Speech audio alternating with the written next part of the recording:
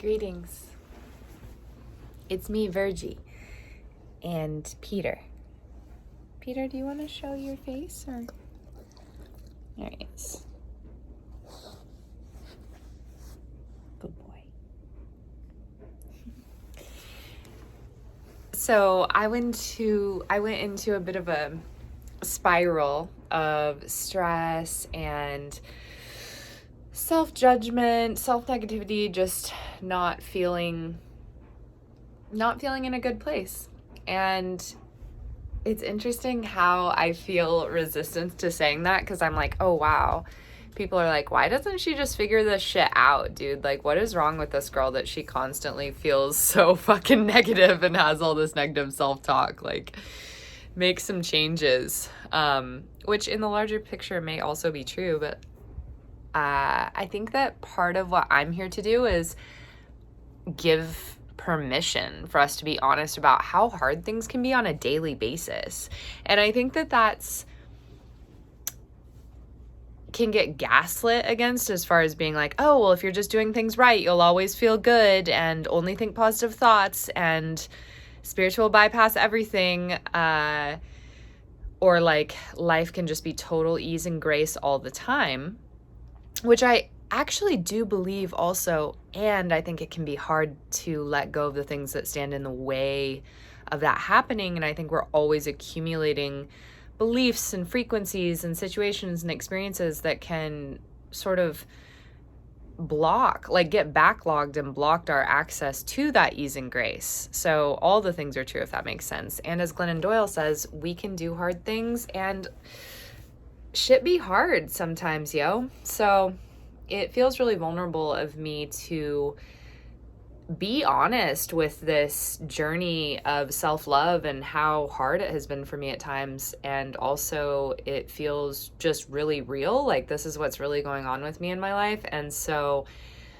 I do believe that that's the most important thing that I can share, because hopefully it gives folks permission to be honest about the shit that's hard in your life. And then when you're really with that, maybe these kinds of reflections will help, or maybe not. But this is what happened for me today.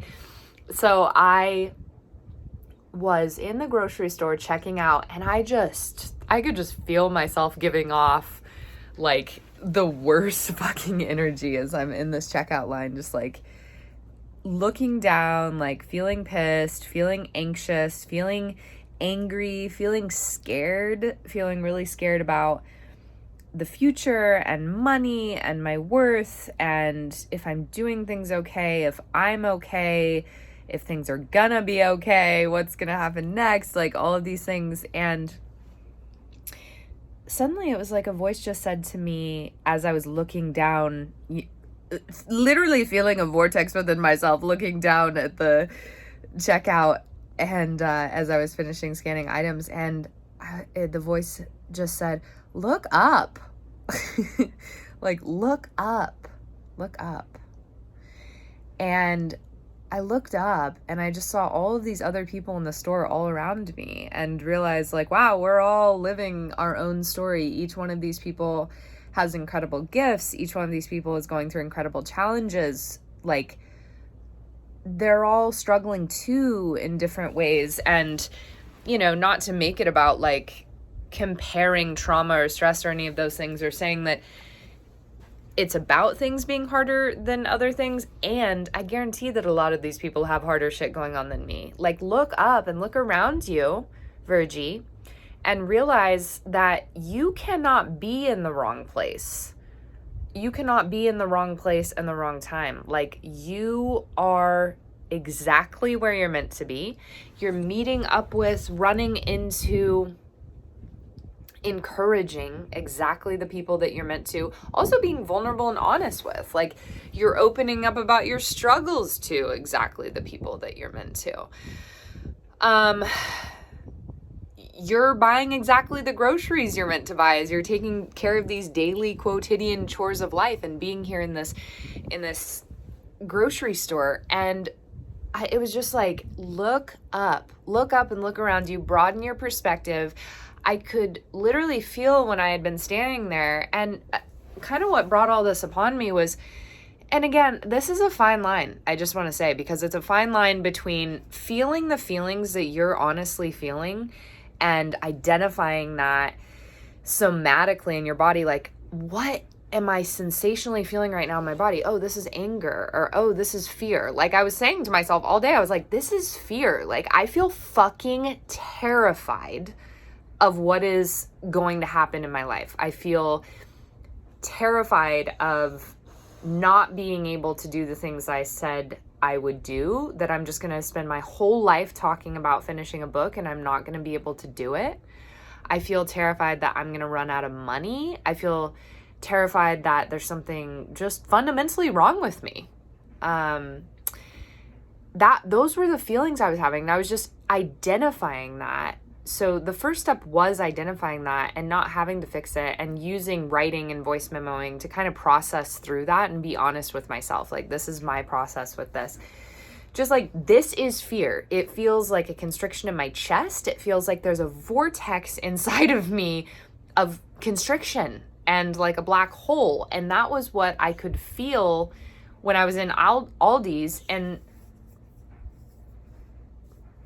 so this is that moment where it's just a really delicate balance of, it's okay that I feel fear. It's okay that I feel that way. And it's an important part of my journey to allow myself to experience and feel that and identify what it is and like be present with what's going on. And in that moment of being present, and there are going to be different times for different things, you know. There will be times when we're just in a straight up cave or metaphorical cave where it's time to just be with fear for however long and realize it's not going to kill us, whatever the deepest us is, that eternal us. And then the other side of that is finding oneself, like I found myself in the grocery store today, and realizing, okay, I'm feeling all these things. It's authentic to me. I've just expressed a lot of this to a friend. Like, I'm feeling what's going on. I'm being with all of this. And then I felt that vortex of fear inside me. And then the voice said, look up. And I looked up, and all of that contraction was like released. I just felt this absolute relief when I looked up, of remembering I am taken care of. I am here to be exactly where I am, and I don't always know how things are going to turn out. And honestly, they might turn out quite a bit different than I think. And my greatest assignment, honestly, isn't even finishing my book. And I will do that. I will do it if I get the chance to live long enough, however long it takes. I'll keep going. My greatest task is to just be present to whatever's before me, and to practice that faith and trust that if I do that, I will be provided for. And then to share these kinds of thoughts. So I'm here to encourage you, to give you permission to feel the feelings, to be honest, to be aware, to be in communion with your body and mind and soul and heart, noticing what's going on when you feel different emotions. How does it feel in your body? When you think different thoughts, what emotions are going on? How does that feel in your body? How is your heart doing? How's your heartbeat doing? How's the rhythm doing? How's your nervous system doing? How's your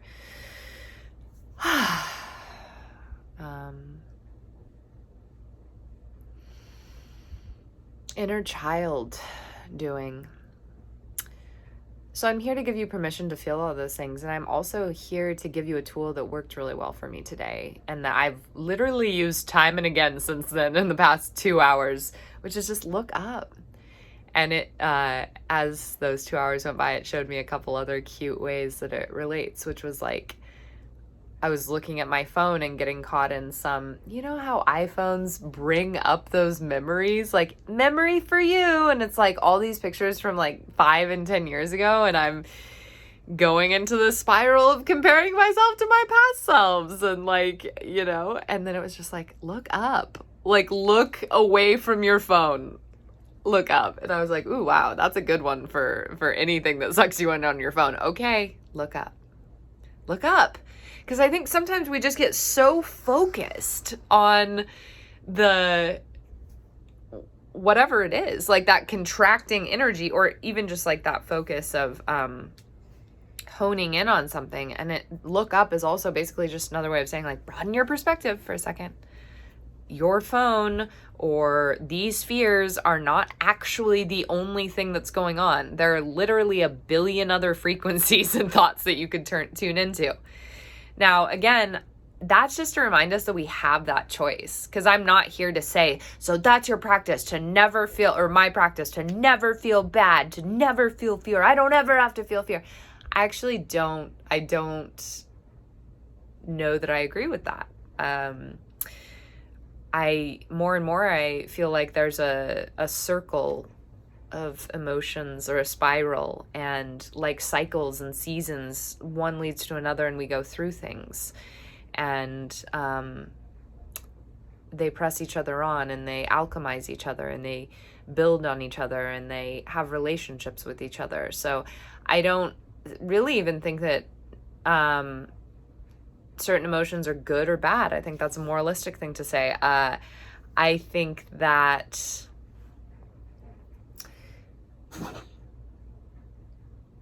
it's a journey of getting to know ourselves, and when it's time to allow really hard, hurtful, painful, angry, guilty, shameful emotions to release, and when it's time to have really felt that deeply and use a tool that you know can help you get out of a spiral where it's no longer helpful. Like, there's processing and feeling the emotions, getting into a place where I'm just draining all life force from me because I'm so constricted. Like, again, it's like when you look up from your phone after 2 hours, and how does that feel?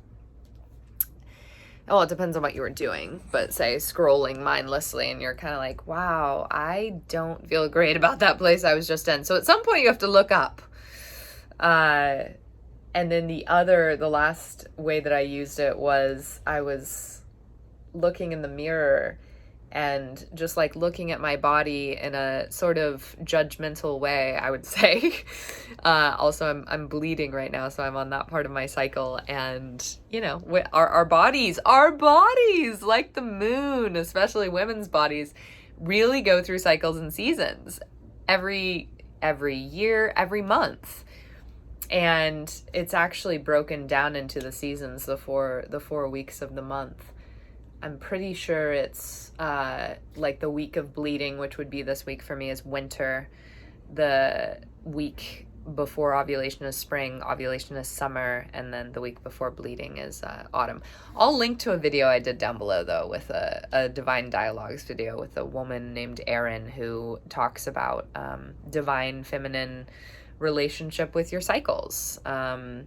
This is becoming a huge part of my life, and really common part of my daily conversations with women. And yet I still struggle with my body image. I still struggle with comparing myself to media standards. I still struggle with comparing myself to my past selves.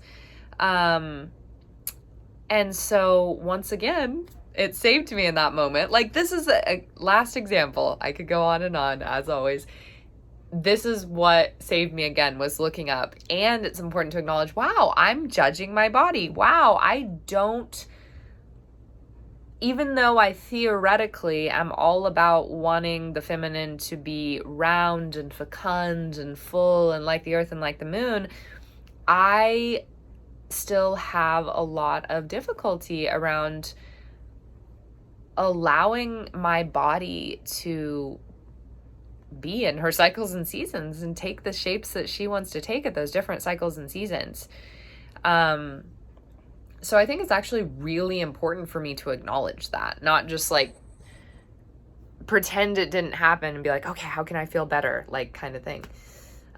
So that moment of looking, really acknowledging the incongruency between how I like feel about other female friends and the goddess and the female in general, and how I talk about those things and talk to other women about those things, and how I will sometimes talk to myself, like this real incongruency that's like, that's not what you think about anyone else or just the feminine in general. So why are you applying that standard to you?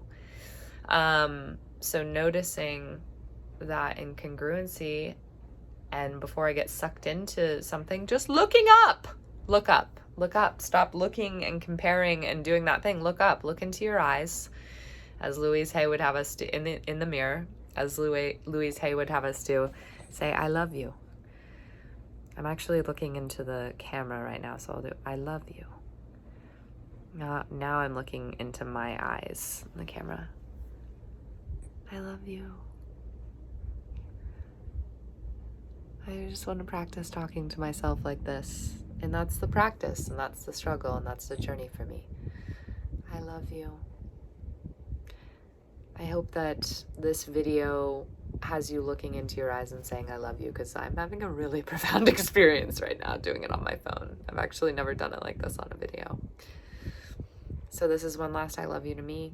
I'm sending an I love you to you, and I'm reminding you, rehearting you, revivifying you, if it feels good, to maybe during challenging times just look up and see if you don't feel that expansiveness of energy and heart and perspective, because it's been helping me so much today. Okay. I love you. I love you.